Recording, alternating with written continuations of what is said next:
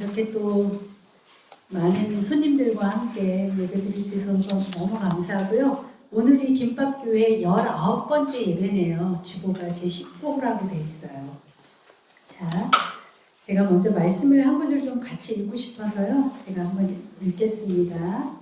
야곱아 어찌하여 내가 말하며 이스라엘아 내가 이르기를 내 길은 여호와께 숨겨졌으며 내 송사는 내 하나님에게서 벗어난다 하느냐. 너는 알지 못하였느냐 듣지 못하였느냐. 영원하신 하나님 여호와 땅끝까지 창조하신 이는 피곤하지 않으시며 곤비하지 않으시며 명철이 한이 없으시며 피곤한 자에게는 능력을 주시며 무능한 자에게는 힘을 더하시나니 소년이라도 피곤하며 곤비하며 장정이라도 넘어지며 쓰러지되 오직 여호와를 앙망하는 자는 새 힘을 얻으리니 독수리가 날개치며 올라감 같을 것이요 다름박질하여도 곤비하지 아니하겠고 걸어가도 피곤하지 아니하리로다. 이사야 40장 27절부터 31절 말씀입니다. 예배를 들으러 오기 전에 여러 가지 이유로 참 고단하다는 생각을 했는데 오늘도 예배를 통해서 하나님이 회복하시는 그런 은혜를 경험할 수 있었으면 좋겠습니다. 자, 38장 함께 찬양하겠습니다.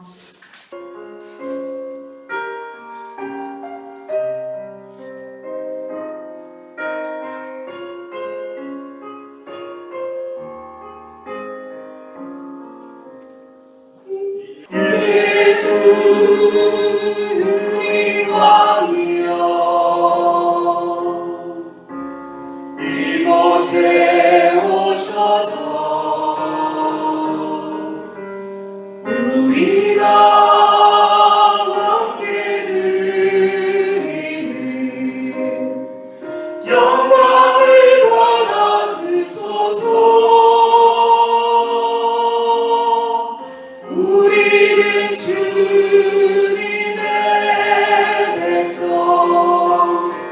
주님은 우리 왕이라.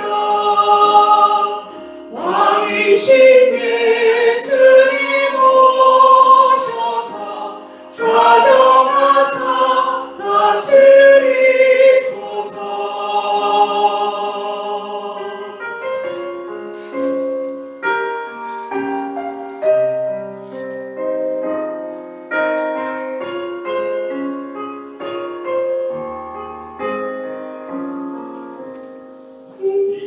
예수 우리 주시여 이곳에 오셔서 우리가 주께 드리는 찬양을 받아주소서. 우리는 주님의 종들, 주님은 우리 주시라. 주 대신 예수님 오셔서 이 찬양을 받아주소서.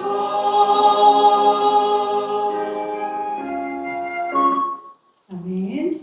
교독문 11번, 10편, 17편 함께 교독하겠습니다. 여호와여 의의 호소를 들으소서. 나의 울부짖음에 주의하소서.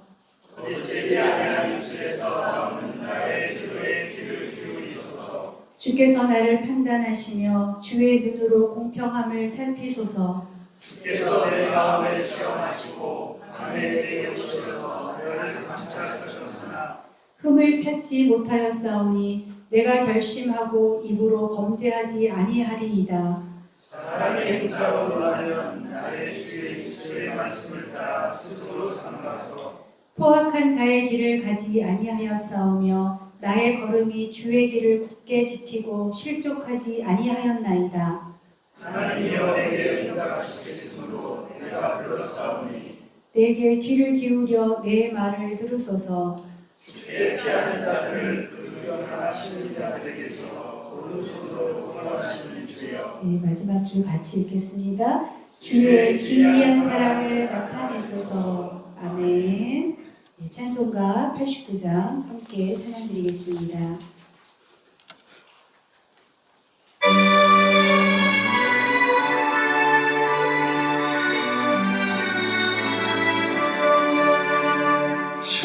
차원의 예수 나의 마음에 거룩하고 아름답게 비소서.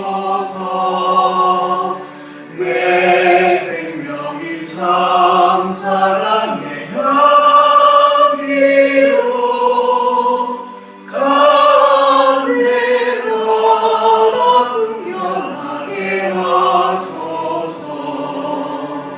예수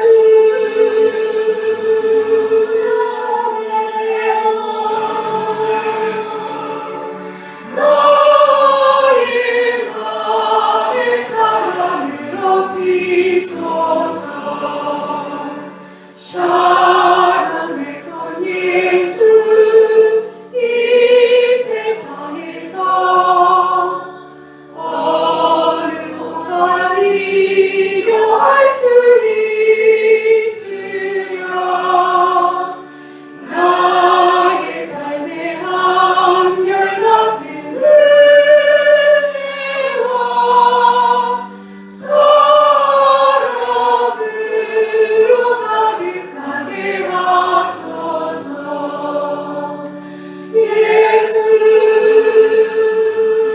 사랑의 것 나의 맘에 사랑으로 비소서. 사랑의 것 예수 모든 질병을 한이 없는 능력으로 고치사. 고통하며 근심하는 자에게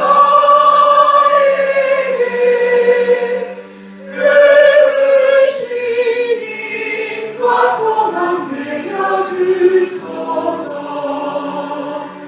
예수 사랑의 것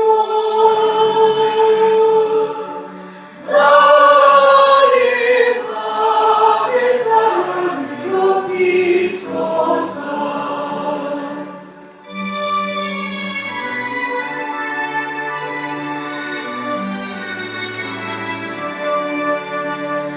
사랑의 건 예수 이리 비소서. 주의 영광이 땅 위에 가득해.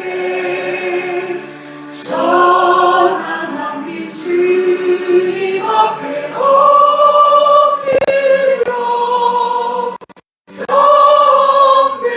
경배하며 영광 돌릴 때까지. 예수 사랑의 것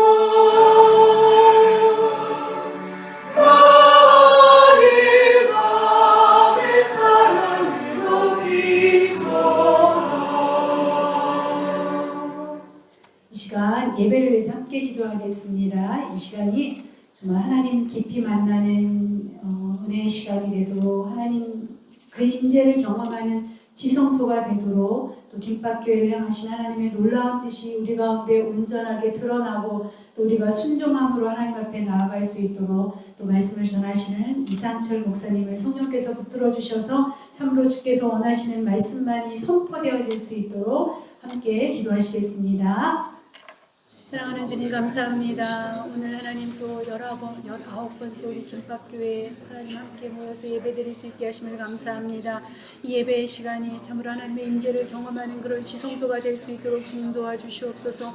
고단한 우리의 영역을 주께서 만져주시고 주님 회복시켜 주셔서 참으로 다시금 하나님 독수리가 날개치며 올라감 같은 놀라운 하나님 그런 힘을 하나님 우리가 공급받는 시간이 될 수 있도록 주님 도와주시옵소서. 김밥교회를 향하신 하나님의 그 온전한 뜻이 우리 가운데 드러날 수 있도록 주님 도와주시옵소서. 도와주시고 우리가 하나님 온전한 순종으로 주님 앞에 아멘하며 응답하며 나가는 시간이 될 수 있도록 도와주옵소서. 말씀을 증거하시는 우리 목사님을 붙들어 주셔서 참으로 성령께서 온전히 그 입술과 하나님 그 모든 생각들을 주장해 주시고 하나님의 말씀만이 선포되어지는 은혜의 시간이 될 수 있도록 주님 도와주시옵소서. 이 시간 우리 가운데 임재하시고 우리를 만져주시고 우리를 회복시켜 주시옵소서.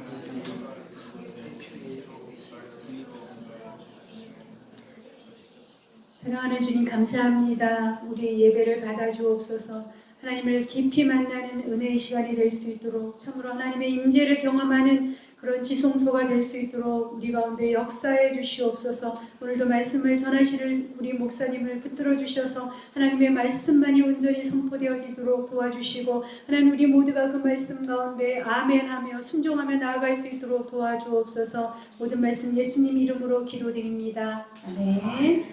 자, 오늘 말씀은 골로새서 1장 15절부터 20절 말씀입니다. 교독하시겠습니다. 제가 먼저 15절 읽겠습니다. 그는 보이지 아니하는 하나님의 형상이시요 모든 피조물보다 먼저 나신 이시니 만남이 그에게서 창조되되 하늘과 땅에서 보이는 것들과 보이지 않는 것들과 혹은 왕권들이나 주권들이나 통치자들이나 권세들이나 만물이가 그로 말미암고 그를 위하여 창조되었고 또한 그가 만물보다 먼저 계시고 만물이 그 안에 함께 섰느니라.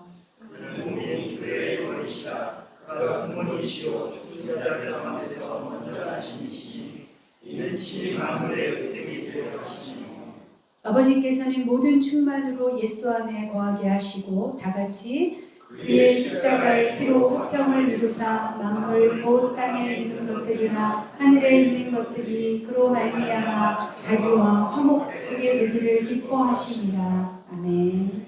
네, 오늘 이상철 목사님께서 삶의 중심이신 예수라는 제목으로 말씀 전하시겠습니다.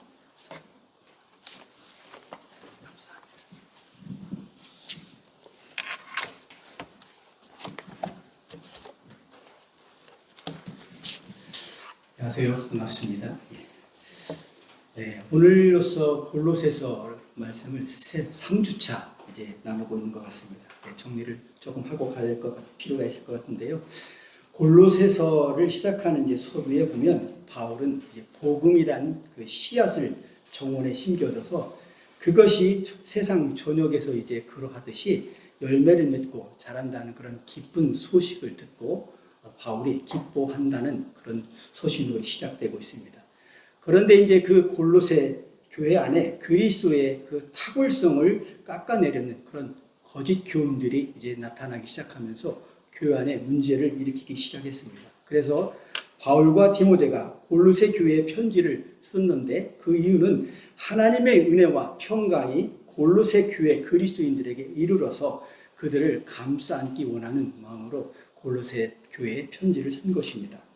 오늘 말씀을 함께 나누는 우리에게도 같은 은혜와 평화가 우리를 감싸 주시기를 주님의 이름으로 축원합니다.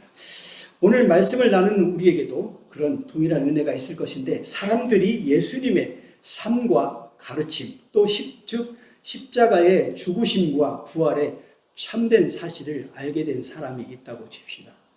예수님에 대해서 모든 것을 알게 된 사람이 그분을 그냥 무심하게 지나쳐 버릴 수는 없을 것입니다. 진정으로 주님을 만난다면.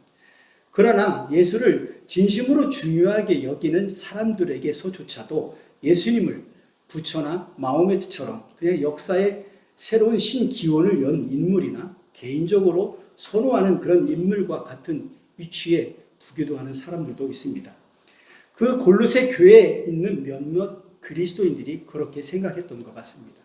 그들은 이러저러한 영적 존재와 예수를 그냥 동급으로 취급했던 것이죠.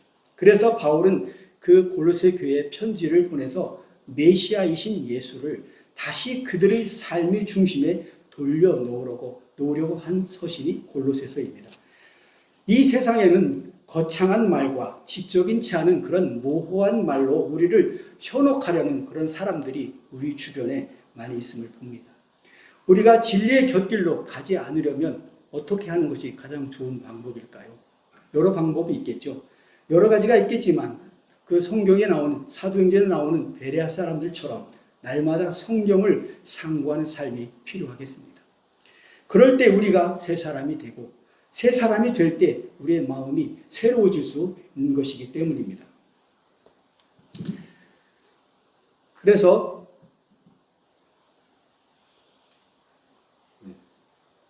이게 또 오늘 헤드가 말씀을 말을 갔는데, 그래서 마음이 이 새로워진다는 것은 우리 생각이 새로워지는 것이고, 생각이 새로워지면 우리의 언행도 새로워지게 되는 것입니다.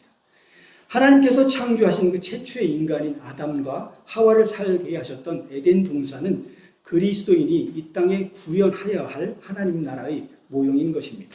우리가 에덴 동산이라 부르는 동산의 원래 의미는 정원이라는 의미가 있습니다.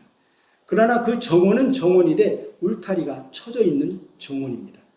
아담과 하와의 범죄로 상실한 그런 에덴은 그리스도인인 우리 삶 속에서 반드시 회복해야 할 울타리가 쳐져 있는 에덴인 것입니다. 동산이어야만 하는 것입니다. 그래서 울타리를 치는 목적이 무엇이겠습니까? 울타리를 치는 목적은 보호와 구분하기 위해서 울타리를 치는 것입니다. 하나님을 믿는 그리스도인 우리가 우리 삶 속에서 에덴을 회복하기 위해서 울타리를 쳐야 한다면 그 울타리는 무엇으로부터 우리를 보호하기 위해서 울타리를 치는 울타리겠습니까? 그것은 두말할 것도 없이 우리가 살고 있는 이 세상 속에 만연한 세속적인 사고방식인 것입니다. 우리가 세상 속에 살면서 세속적인 사고방식을 멀리하지 않으면서 구별된 삶을 살 수 없고, 구별된 삶을 살지 않는다면 우리의 신앙의 울타리는 조금씩 허물어져 갈 뿐입니다.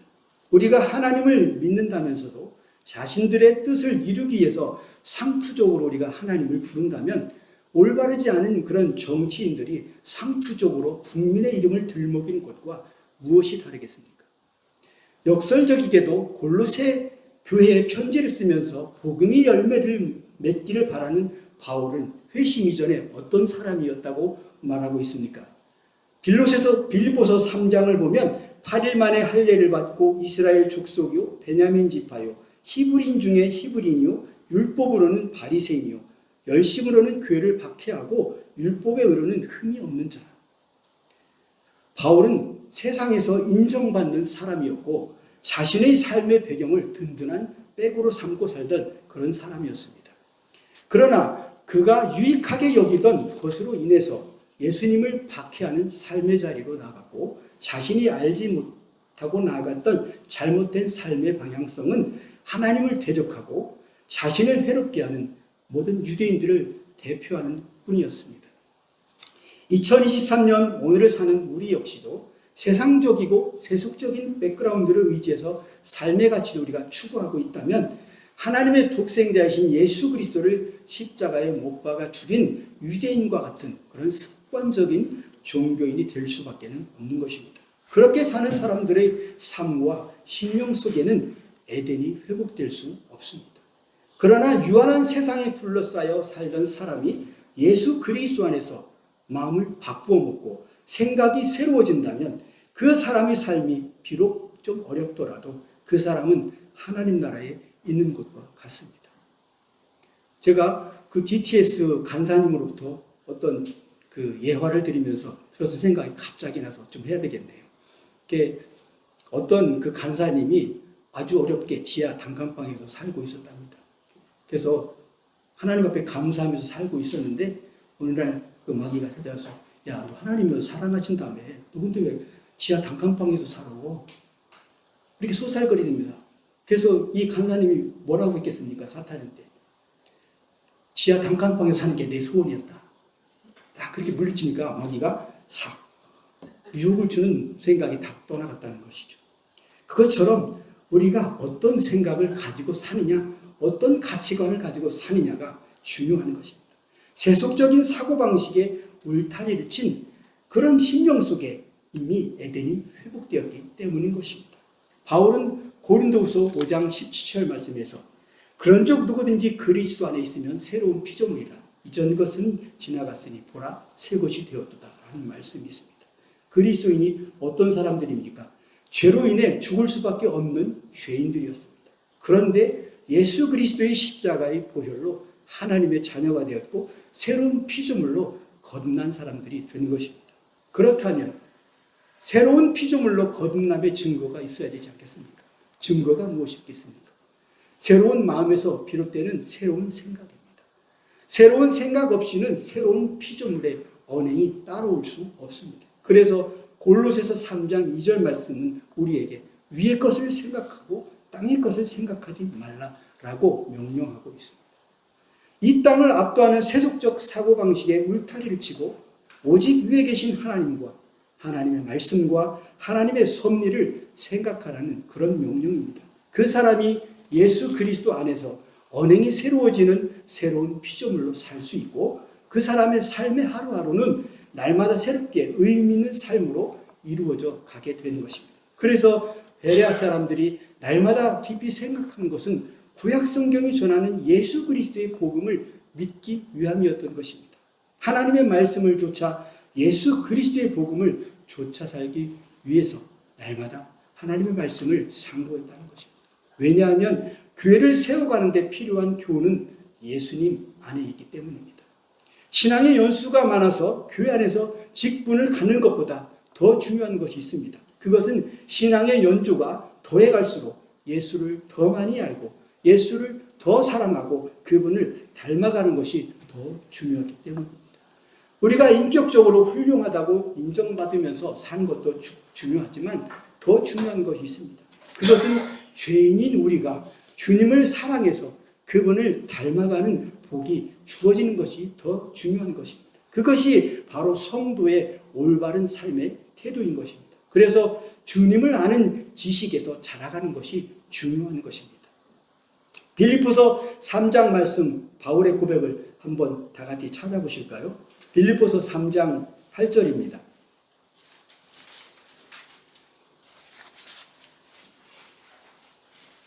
가장 먼저 찾으신 분께서 한번 읽어주시면 감사하겠습니다. 또한 모든 것을 해로 여김은 내 주 그리스도 예수를 아는 지식이 가장 고상하기 때문이라. 내가 그를 위하여 모든 것을 잃어버리고 배설물로 여김은 그리스도를 얻고. 예, 감사합니다. 그리스도 예수를 아는 지식이 가장 고상하기 때문에 모든 것을 잃어버리고 배설물로 여기는데 왜?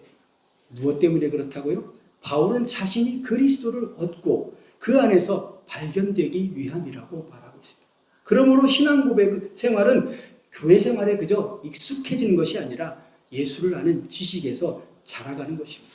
그래서 바울 사도는 골로새 교인을 위해서 두 가지를 기도했습니다. 첫 번째는 하나님의 뜻을 아는 지식으로 채워지도록 기도했고 두 번째 기도는 행함과 삶을 위해서 기도했습니다. 하나님을 바르게 아는 지식이 있어 바르게 살아가게 되는 것은 동전의 앞면과 뒷면처럼 뗄래야 뗄 수 없는 것입니다. 우리가 예수를 몰랐을 때는 그냥 하나님을 인지하지 못하고 자유롭게 살았습니다. 그런데 예수님을 믿고 은혜를 체험하니 세상이 달라져 보이고 그때부터는 하나님을 인식하면서 살아가게 되는 것입니다. 바울도 그런 하나님의 뜻을 아는 지식이 생겨나도록 골로새 교회의 거짓 교훈을 이겨내도록 우리 삶의 중심이어만 하는 탁월하신 예수님을 오늘 본문을 통해서 전하고 있는 것입니다. 첫 번째로 예수를 그는 보이지 아니하는 하나님의 형상이시오라고 고백하고 있습니다. 이 바울의 고백은 우리는 예수님을 바라봄으로써 하나님이 누구신지를 발견할 수 있다는 것입니다. 그런데 하나님을 보신 분이 여기 계십니까? 저도 못 봤습니다. 누구도 하나님을 보지 못했지만 그분은 예수 안에서 우리에게 가까이 오신 분이시며 우리 중에 하나가 되신 분이십니다. 만약 누군가가 저 옆방에 앉아 있다면 우리가 벽에 때문에 가로막혀서 그 사람을 볼 수 없습니다. 그러나 만약 저 틈에 거울이 있으면 거울에 비친 옆방의 사람의 모습을 볼 수 있겠죠. 이와 마찬가지로 예수님은 거기 계시지만 볼 수 없는 하나님이 거울에 비친 모습인 것입니다. 그래서 우리는 예수님을 통해서 참 하나님을 볼 수 있는 것입니다. 요한복음 14장에서 빌립이 말하길 주여 아버지를 우리에게 보여주시옵소서 그리하면 족하겠나이다 라고 말했어요. 그러자 예수님께서 뭐라 대답하셨습니까? 나를 본 자는 아버지를 보았거늘 어찌하여 아버지를 보이라 하느냐 라고 하셨죠. 왜냐하면 예수를 보는 것은 곧 아버지의 원형을 그대로 나타내는 것이기 때문에 아버지를 본 것과 진배 없는 것입니다. 히브리서 1장 3절 말씀을 보면 이는 하나님의 영광의 광채시요 그 본체의 형상이시라. 골로새 교회의 몇몇 신자들이 가졌던 오로지 영적인 것만 선하고 몸을 비롯한 모든 물질은 악하다고 믿었던 그런 신자들에 대해서 바울은 그리스도는 하나님의 형상이시자 하나님이시지만 십자가에서 사람으로 돌아가셨다라고 말하고 있습니다. 두 번째로 바울은 예수를 어떤 면으로 표현하고 있냐면 15절 하반절을 보시면 모든 피조물보다 먼저 나신 이시니라고 합니다. 골로새 교회 안의 거짓 교사들은 그리스도가 유일무이한 아들이 아니라 하나님과 사람 사이의 숱한 중재자들 가운데 하나라고 보았습니다. 그래서 바울은 그리스도께서 다른 모든 것 이전에 존재하셨고 부활하신 자들 중에 먼저 나신 이라고 말하고 있는 것입니다. 여기서 먼저라는 단어를 조심해야 되는데 피조물 중에 제일 먼저 피조되셨다라는 그런 뜻이 아닙니다. 피조물이 있기 전보다 먼저 되셨다는 그런 의미입니다. 즉 그분은 아담처럼 땅의 흙이 아니라 하늘에서 오셨다는 것입니다. 고린도전서 15장 4절 47절 말씀을 보면 첫사람은 땅에서 났으니 흙에 속한 자이거니와 둘째 사람은 하늘에서 나셨느니라. 우리가 믿는 예수님은 먼저 존재하신 하나님이십니다. 동의하십니까? 아멘입니다.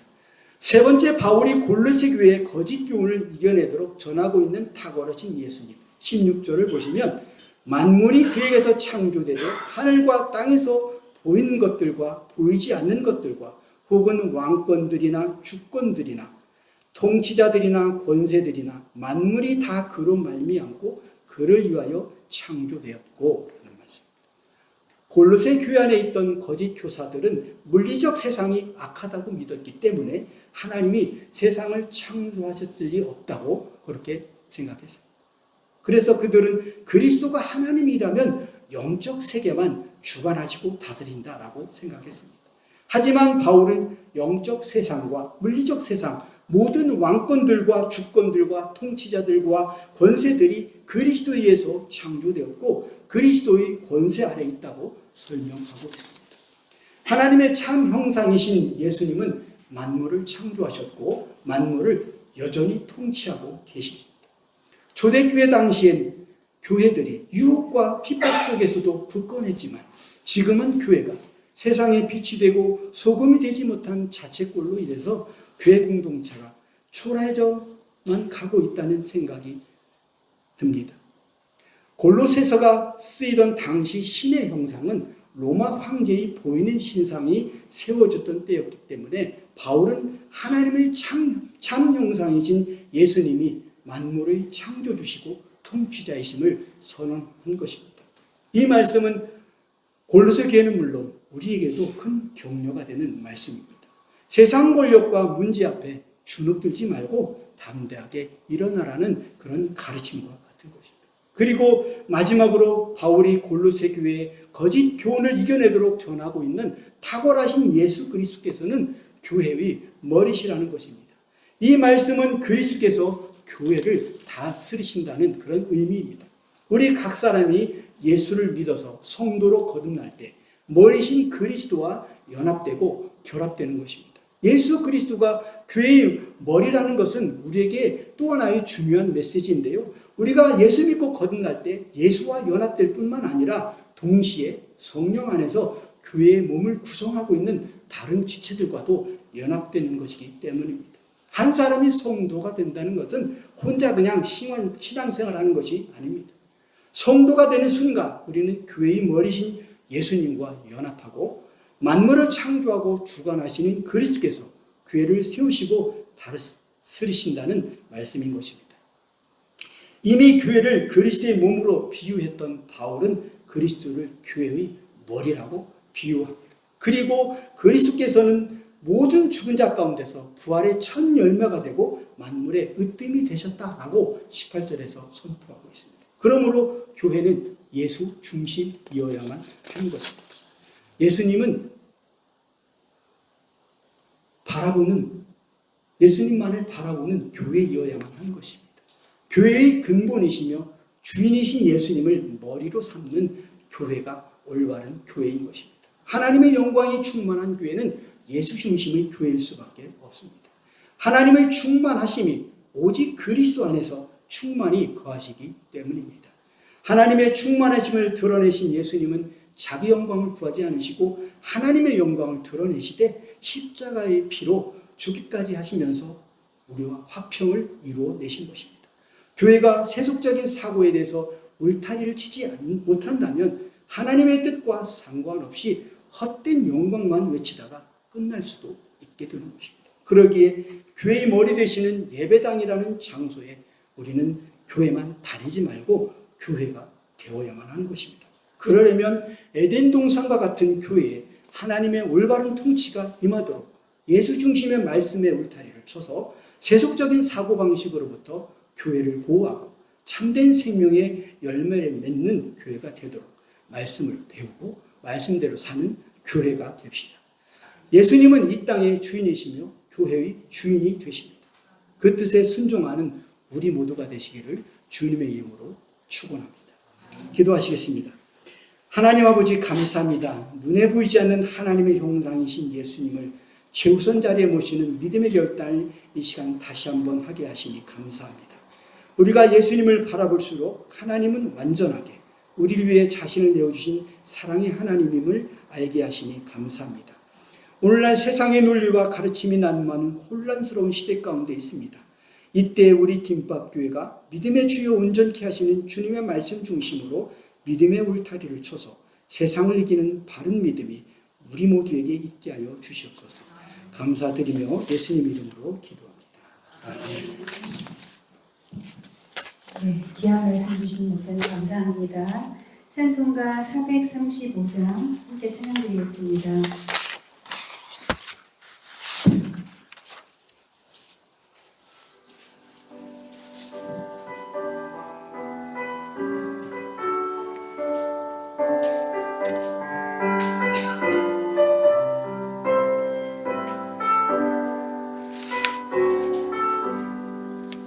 나의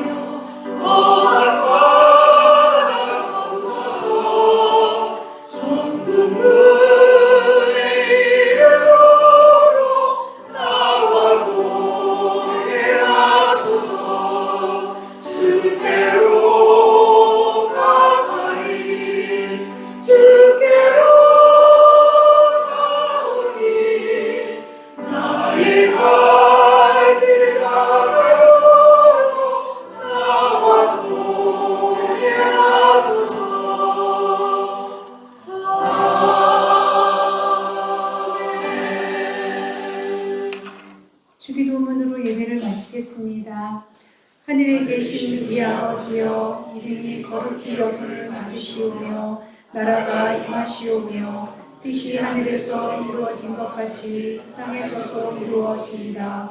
오늘 우리에게 일용할 양식을 주시옵고 우리가 우리에게 죄 지은 자를 사하여 준 것 같이 우리 죄를 사하여 주시옵고 우리를 시험에 들게 하지 마시옵고 다만 악에서 구하시옵소서. 나라와 권세와 영광이 아버지께 영원히 있사옵나이다. 아멘. 네, 예배를 마쳤습니다.